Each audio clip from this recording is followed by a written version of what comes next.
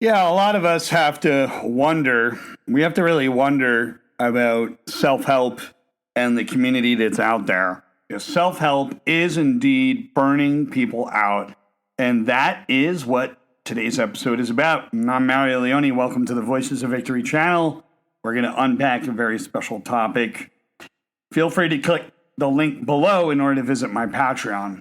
So I think it's important for us to establish that modern self-help has a very large problem. A lot of people are not learning about themselves. They are learning how to push themselves harder without really becoming self-aware. Now, if there are techniques, ideas, methods that help them become self-aware, that will lead them down the correct path. But even if you are self-aware, you still have to be able to execute and move towards your difficult patterns. So that's where it gets rough. It sounds powerful at first, but eventually your nervous system is going to feel exhausted, completely exhausted. You've tried this, you read that book, you went down this road, you followed that influencer, and you come full circle again. And that's the part that most motivational YouTubes and other content actually ignores, which is the uncomfortable truth, which this show is all about, the uncomfortable truth. So a lot of online discipline content is really just emotional suppression at the end of the day. And the reason why I say this is because a few people aren't taking into account that human beings have emotional resistance. Now, keep in mind, there are some people who will, no, you shouldn't have your emotions, or you should deaden your emotions. Or no, the nervous system is based on what it will allow. And simply put, it's only what your nervous system will actually allow at the end of the day. Keep in mind, those folks that have a lot of discipline, they've developed it, they've taken their time, they've worked on it, that's great. But people are exhausted right now. They're mentally exhausted, they're emotionally exhausted, nervous system totally exhausted.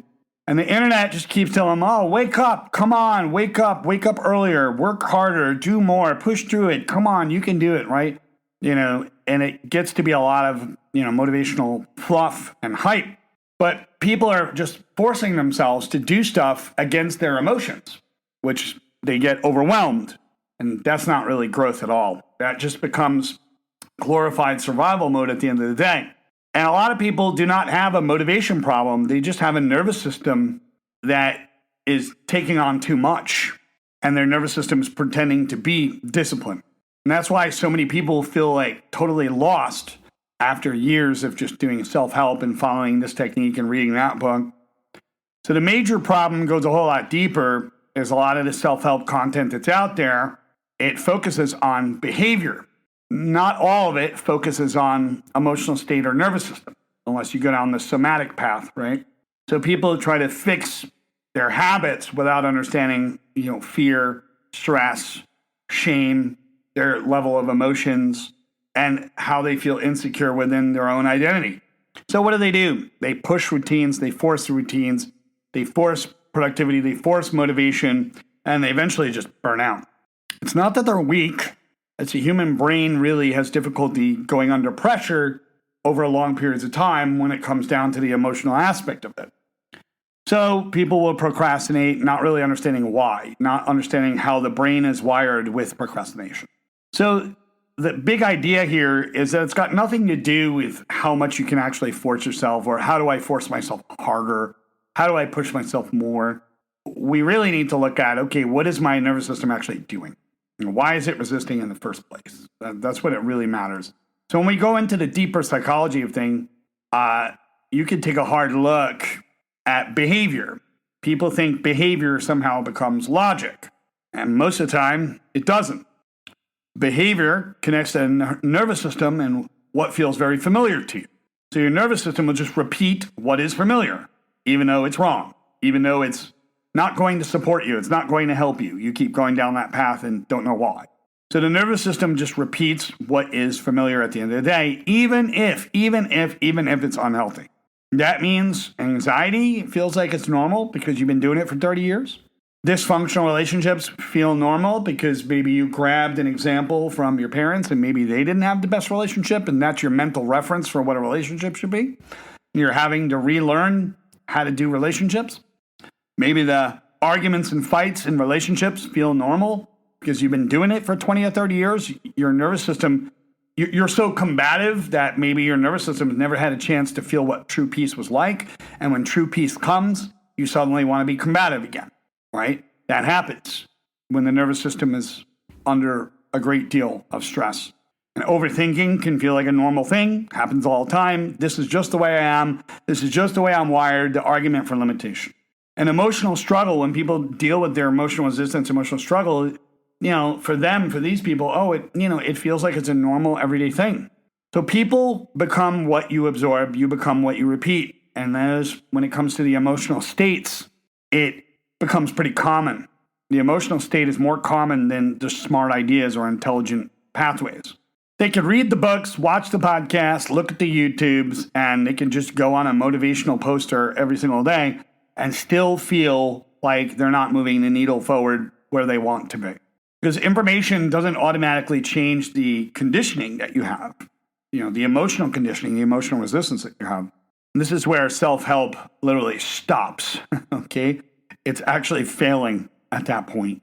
So people have to learn that growth is uncomfortable. It doesn't always have to be. It's to the level of your embracing. Your growth can become comfortable. It's to the level of how much you can embrace and how much your nervous system can actually handle at the end of the day.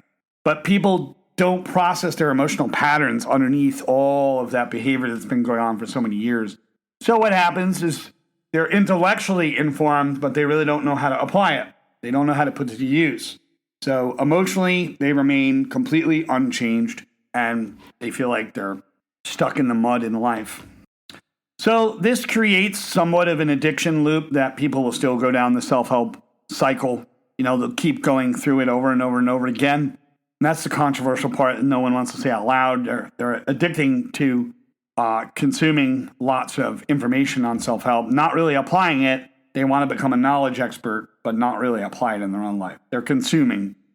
And we've gotten used to consuming on the internet. Motivation is great. It creates content. That's what it does. It's a feeling of progress. But transformation is uncomfortable. Totally. And our brain has that tendency to mistake inspiration for some level of change.